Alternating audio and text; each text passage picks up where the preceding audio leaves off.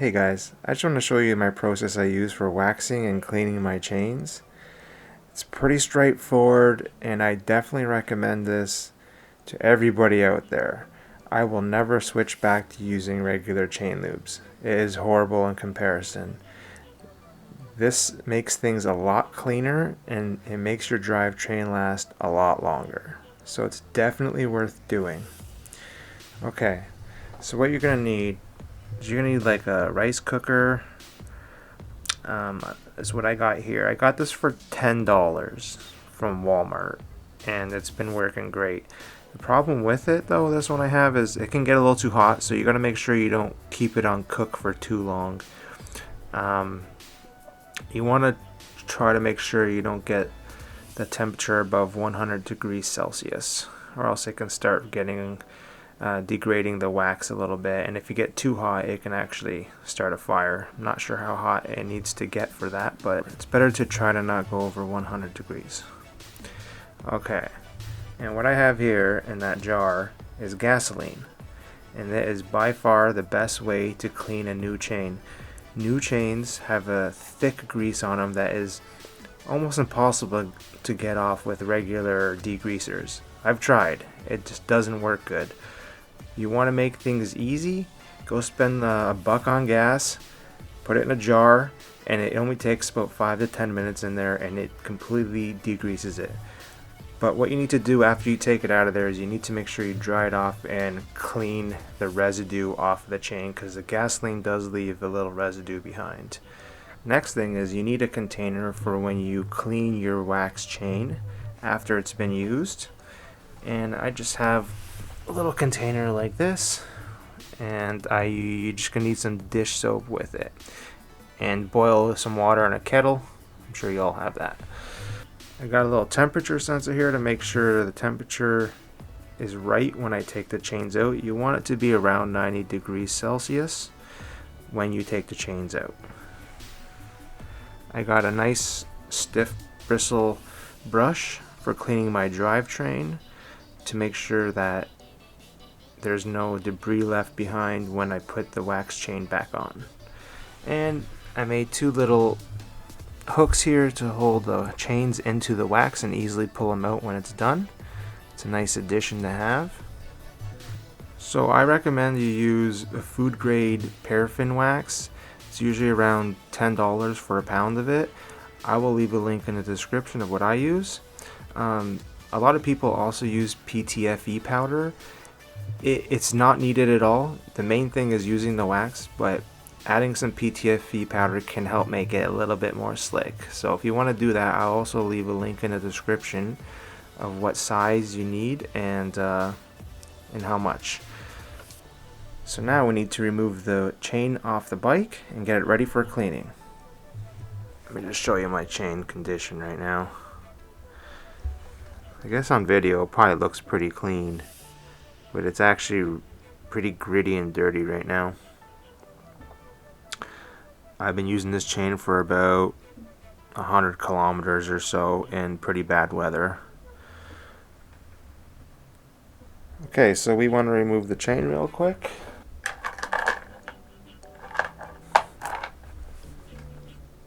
I know a lot of people are scared to remove their chain because they don't want to keep buying quick links, but I can tell you from my experience that I reuse my quick links all the time and I've never had an issue. I've had quick links I've reused 100 times, never gave me a problem. Just make sure you buy a high quality one like the SRAM. SRAM makes very good quick links, and yeah, don't worry about removing them and putting them back on. They just say it's not reusable so they can make some money off you. Alright, next up you just want to boil some water. I just use one of these electronic kettles which heats the water really quickly.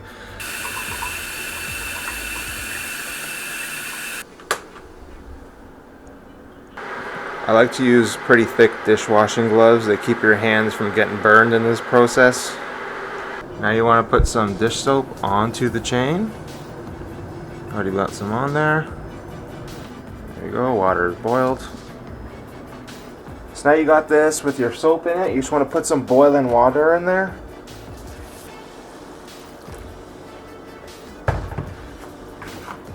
put the lid on. What you're going to notice when you start shaking it is some pressure is going to come out.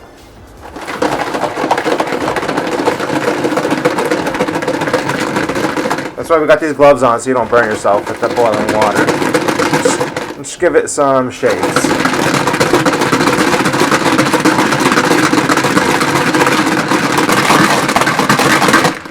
Alright. Now, you want to get rid of this dirty water here.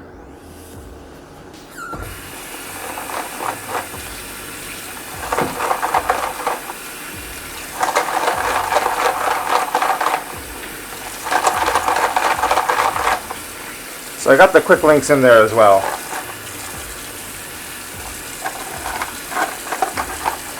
So just after that quick go, you can see it is quite clean already. But because I love my stuff to be very clean,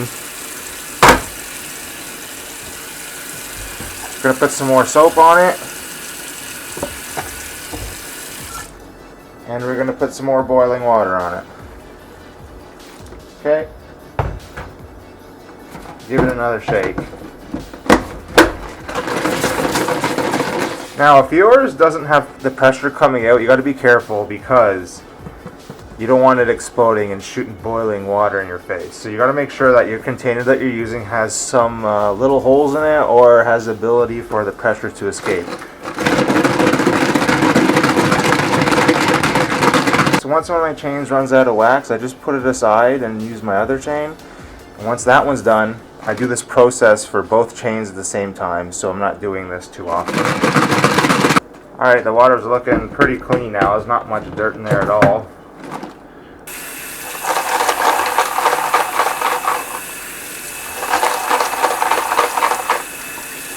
Alright.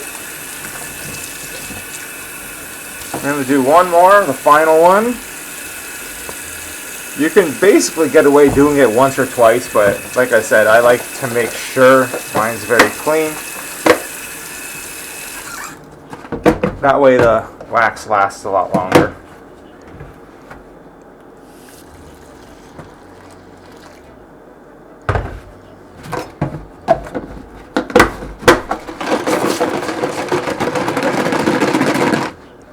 Okay, and that should be it. I'm not seeing any more dirt. So now we just want to give it the final rinse. You want to make sure there's no soap left behind.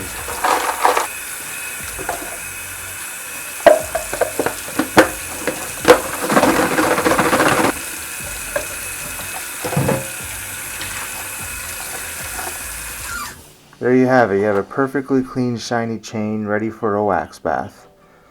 But before you put it in the wax, you definitely want to let it dry off. So usually I just let it sit out for about an hour or so with the fan pointing at it.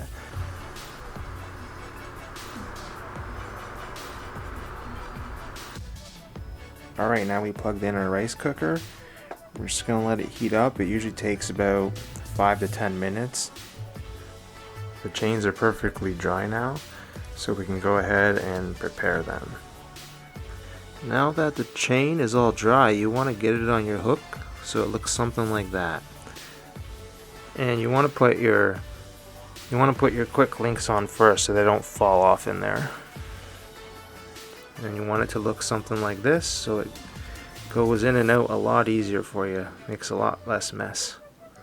I'm going to be putting 2 chains inside.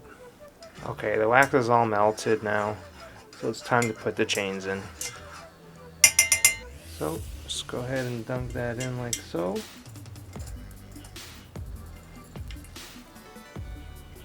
And I'm also going to put in my second chain. Do 2 at once. Just make sure they're both completely submerged. Now what you want to do is move them around a little bit.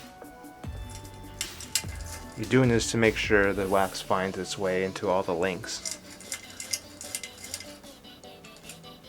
So they only need about 3 to 5 minutes in there, and you want to take them out when it's roughly around 90 degrees Celsius. This isn't crucial, so if you don't have a temperature sensor, it's not the end of the world. but you want to make sure that it's still kind of like watery when you take them out. If you let it get too cold, it can seem very thick. You don't want it to be like that. So right now I'm going to use my temperature sensor and check in there. Tell me we're at 78 degrees Celsius. So I'm going to let it heat up a little bit more. And once it gets to around 95 to 100, I'll unplug it. And once it comes back down to 90, we'll take them out. Let's check the temperature. 96. Alright, time to unplug it.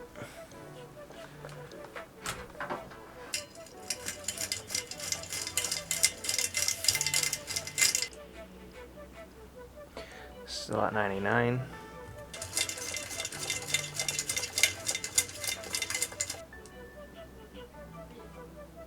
Alright, we're at 93.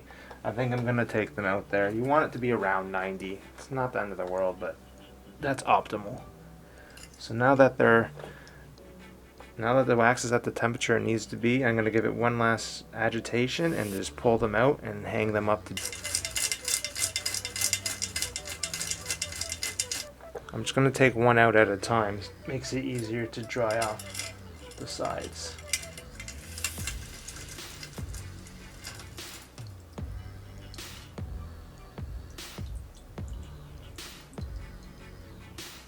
Alright, that looks pretty good to me. Now I'm just going to get my paper towel, do a little bit of that.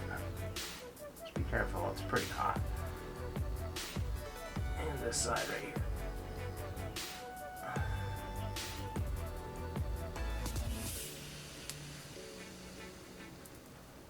Alright, so this one's good to hang up.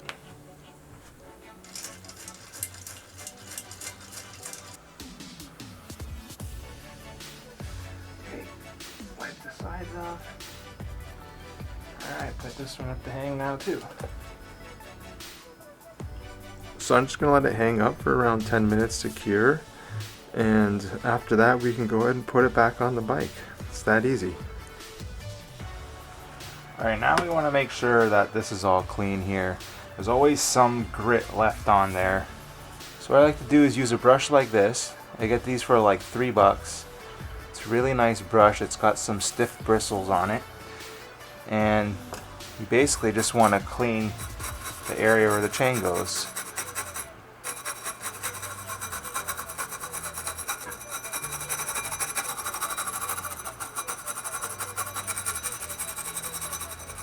That's pretty much it, guys. Just gets all the grit out to help stuff last a little longer. It's not a mandatory step, but I like to do it. Now, more importantly than the front is the back, especially if you got an expensive cassette. Alright, for the rear here, we do the same thing. We basically just want it, like right now there's a lot of grit on here. These are expensive, nice cassettes, so it makes sense to do this to get most of that grit off.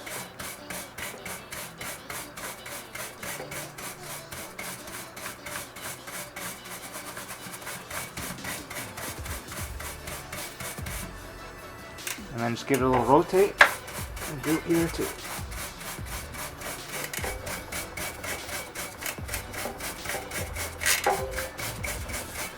Get that cassette nice and clean. And there you have it. The thing's like very clean. Do the same for your jockey wheels as well. It takes a second with those. There you have it. You got clean drivetrain ready for a wax chain. Okay, I just took the chain outside and put it on a piece of wood and did a little bit of that to help break it free, to help get it onto the bike. So sometimes getting these quick links on can be tough because there's a lot of wax buildup in that area and on the inside of the link. So when you put your link in, you want to push on it as you rotate it to help get some of the wax out so that it pushes in further. And you're going to want to do the same thing on the other side. push and rotate, and you can see what happens. Some of the wax comes out when you do that. If you don't do that, what ends up happening is you have a real hard time getting these links to attach. So now that I've done that, it might not work first try, but we'll go ahead and try.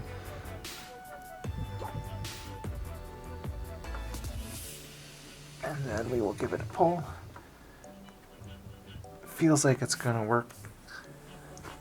So I'm going to use my link tool here and set the link, pulling it out.